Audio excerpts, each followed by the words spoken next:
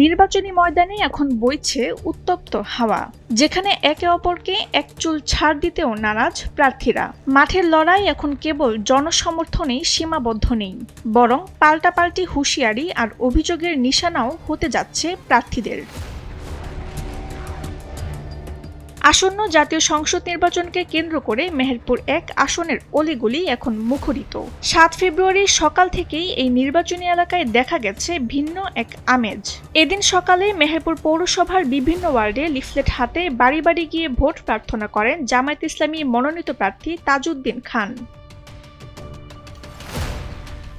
তবে প্রচারণার মাঝেই তিনি অভিযোগ তোলেন, প্রতিপক্ষ প্রার্থীরা ভোটারদের ভোট কেন্দ্রে যেতে বাধা দেওয়ার চেষ্টা করছে।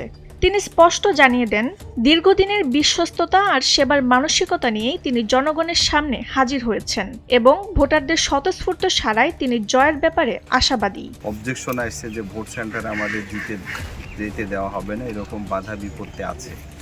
তো সেগুলো আমরা প্রশাসনকে অবহিত করেছি এ ব্যাপারে পদক্ষেপ গ্রহণ করার জন্য। ছাড়া আলহামদুলিল্লাহ ব্যাপক সাড়া। আল্লাহ চাইলে 12 তারিখের পরে আমরা বুঝবো যে মানুষের কত সাড়া ছিল।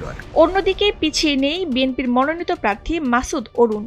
মেহেরপুর পৌরসভার ৪ নম্বর ওয়ার্ডে নিজের কর্মী সমর্থকদের নিয়ে শোডাউন করেন তিনি। প্রচার শেষে তিনি প্রশাসন ও আইন শৃঙ্খলা রক্ষাকারী বাহিনীকে হুঁশিয়ারি দিয়ে জানান, নির্বাচনের সুষ্ঠু পরিবেশ বজায় রাখতে ব্যর্থ হয়ে প্রশাসন যদি জনগণের বিপক্ষে অবস্থান নেয় তবে তা কঠোরভাবে প্রতিহত করা হবে। তাছাড়া প্রতিপক্ষের অভিযোগ উড়িয়ে দিয়ে তিনি বলেন, বিএনপি কোনো নালিশের রাজনীতিতে বিশ্বাস করে না। আমরা যেটা বলতে চাই, এই পক্ষপাতিত্ব করবেন না, না আমার পক্ষে না অন্যের পক্ষে। আপনি জনগণের পক্ষে থাকেন, জনগণের বিপক্ষে যেই দাঁড়াবে নির্বাচনে আমরা তাদের অবশ্যই প্রতিহত করব।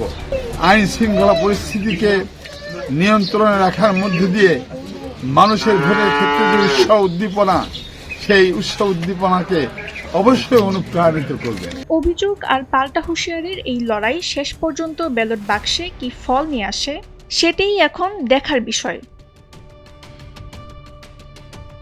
মেহেরপুর থেকে তৌহিদুদ্দৌলা রেজার পাঠানো তথ্যচিত্রে ডেস্ক রিপোর্ট তাসনিম হোসেন লিয়া।